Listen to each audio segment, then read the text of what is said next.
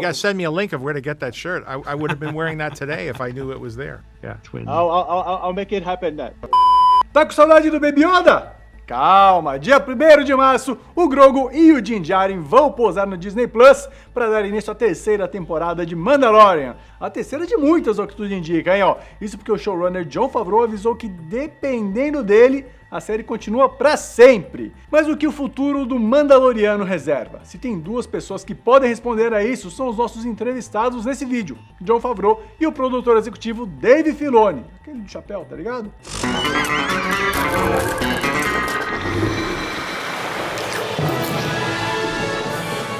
Is that a shirt or a screensaver? What do you got going on? You got the Baby Yoda there.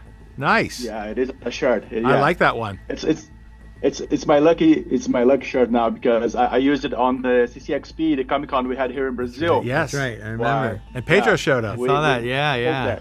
Well, first of all, let's talk about Pedrito. Yes. He's starring 2 major TV shows right now. Do you guys get worried about the future of Din Djarin? And how will the show deal with his shadow from now on? I didn't know what to expect. My biggest concern was if the show wasn't as good as it turned out to be, because I think Pedro he's becoming like this iconic father figure and a protective figure in both of the shows, but the tone is so different that I don't think there's any confusion. But I really do like the show. So, that's the big thing. And also, like, he's earned it. Like, he's been at it for decades. And he's, the reason we picked him is because he was we felt like he was a underappreciated talent, even though he's done great roles. When you start talking to people about Narcos or about Game of Thrones, everybody's like, oh, he's great. But they didn't necessarily connect the dots. And now I think people are connecting the dots between all of his great performances and his great look and voice, and he's different in every role. So I think it's only good for everybody. But certainly we're rooting for him, and we're happy that he's enjoying such success. Yeah, absolutely. Well, Dave, we've already seen Ahsoka and Bo-Katan in Mandalorian, and some other characters like Ezra and Sabine coming soon. Are there any other Would you like to characters confirm from the any of that? animation? No, I'm not confirming any of that. I'm not confirming any of that. That's wonderful thoughts there. Yeah. Are there other characters from the animations that you still want to bring to the live action? If it makes sense, I'm all for it. It's something that, when I first started working with John, he knows Ahsoka's a very important character to me. So we had conversations about it, early on. And I wanted to see, though, what it was like working in live action. I wanted to see how well I would understand the medium and if I could be successful in it. And then, the big question is always who's going to step into that role. And, we were very fortunate that Rosario Dawson wanted to do it, and she's just been spectacular for us. So it's a combination of things. And, I'm very happy with the work we've done in Star Wars animation for all these years. We have fans that just love that stuff. I don't feel that, they necessarily need to come over into live action. The characters, I think they're wonderful where they are, but since I'm in this medium now and the storyteller, sometimes I bring them over, frankly, because I just love those characters and I want to continue their adventure. But it has, like any character we bring into live action, it has to make sense. It has to feel right for the story. And with Ahsoka, it was an opportunity for us to learn Grogu's name. I knew that she's someone that could, understand him. She could start to explain a bit of his history.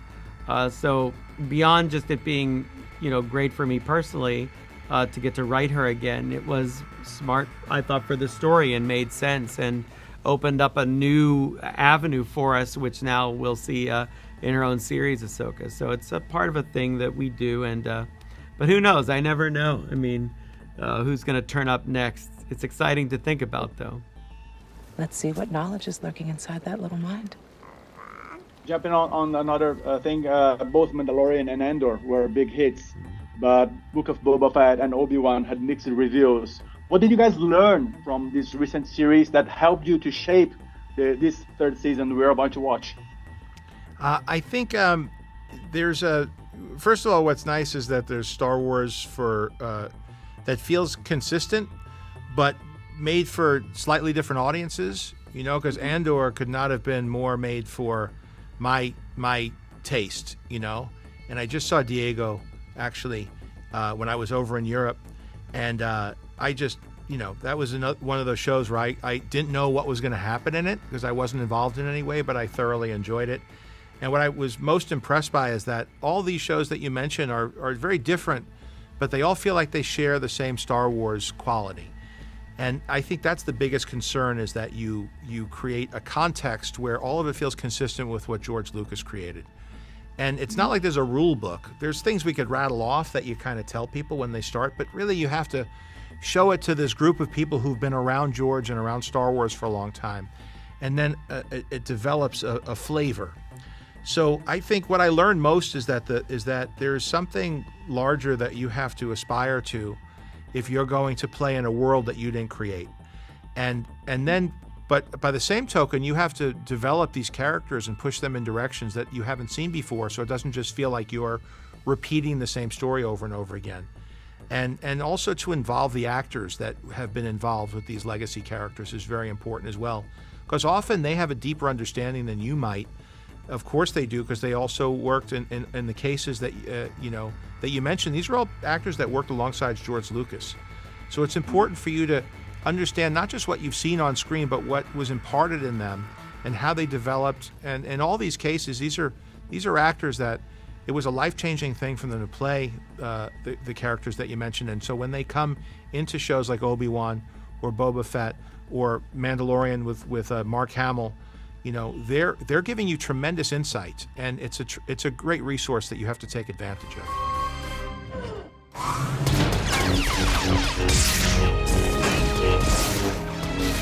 Well, now talking about new characters, what can you guys talk about Christopher Lloyd's character? And if you can't at all, how was to work with him and why to get him? Are you confirming Christopher Lloyd? I'm not confirming. I is never it? confirm Oh, you're anything. not. I don't even know. These aren't the questions you're looking for. He's clearly a This is not Star the Wars question fan. He that knows you how Clearly to, a fan, he knows yeah. how to ask it, and Okay, this is not the question you're looking for. Okay, I got that. These aren't the droids you're looking for. These aren't the droids we're looking for. Let's talk about the contrast that you have. This is a weekly show. It's amazing. Yes. I love Thank you. the time that you have to view the episode and then think about it for a long week. That was one of the things that you thought Yes. when you're bringing, not in comparison to a binge watch. yes, look, it was the luck of the draw, because that was the business model that Disney Plus chose. For us, it's great because it allows for us to tell the story in a chaptered form, which is what inspired George Lucas in the first place with the old Flash Gordon films.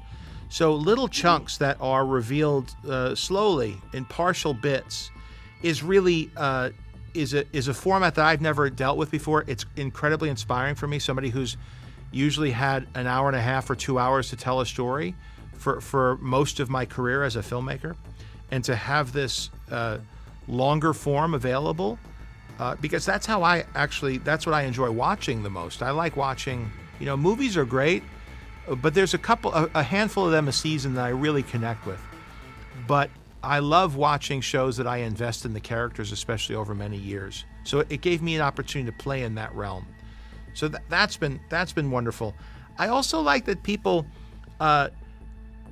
it changes the nature of how people watch, because a conversation breaks out between each episode, and people create their own content for online.